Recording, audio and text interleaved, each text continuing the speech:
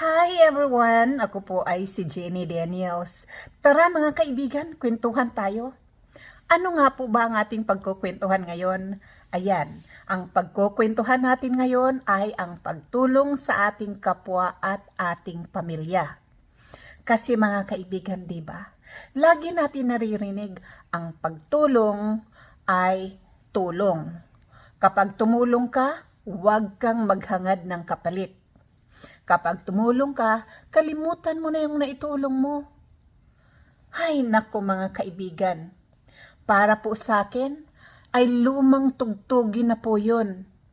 Unless po yung naitulungan mo ay talagang pulubing-pulubi or batang gusgusin or musmos na walang kakayahan na ibalik sa'yo ang iyong tulong.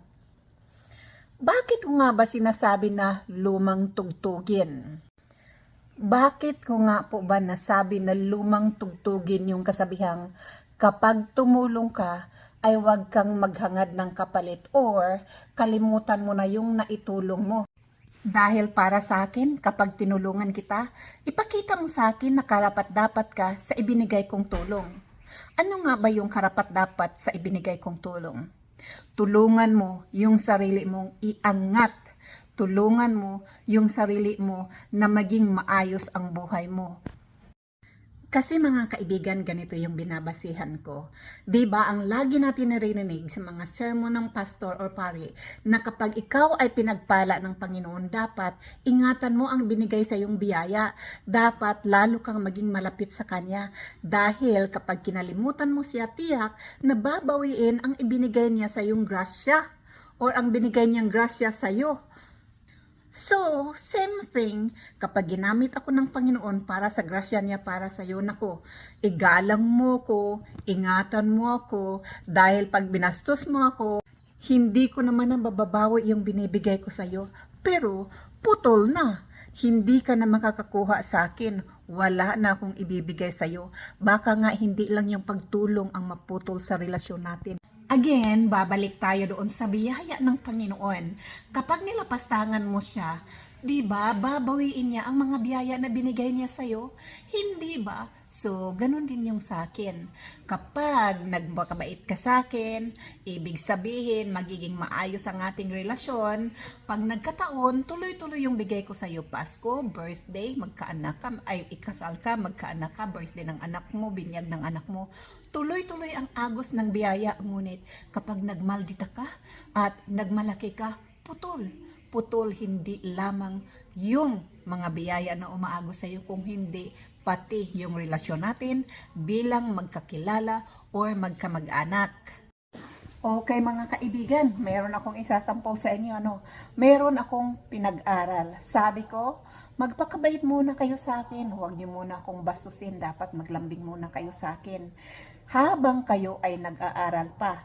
Kapag nakapagtapos na kayo, okay na ako. Kahit hindi niyo na ako pansinin. Aba, hindi pa man nakapagtapos. Matapang pa kaysa sa akin. Ayun, putol. Putol ang grasya.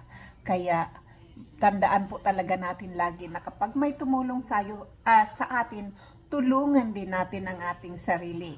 Okay mga kaibigan? Or, kapag tayo na tumutulong, wag po natin hayaan na abusuhin po tayo. Ingatan natin yung ating mental health. Okay? Mental health.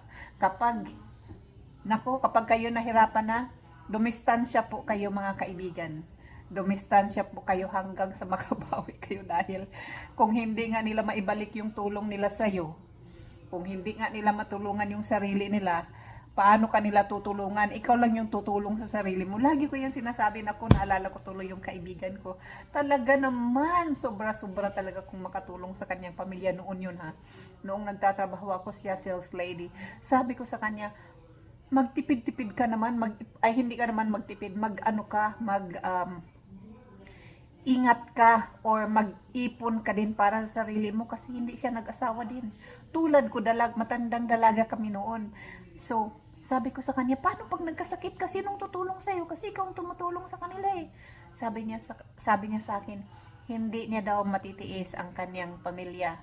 So, Luckily mga kaibigan, ngayon hindi talaga siya nakapag-asawa pero tinutulungan siya ng mga natulungan niya noon.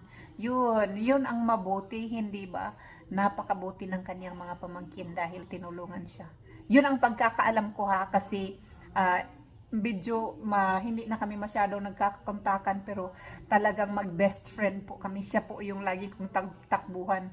Kapag masama yung loob ko, siya yung tinatakbuhan ko. Pero siya never siya tumakbo sa akin ng sama ng loob. Hindi siya, ni minsan ay hindi siya umutang sa akin ng pera. Ako ang utang ng utang sa kanya. Okay mga kaibigan, dito po muna ako.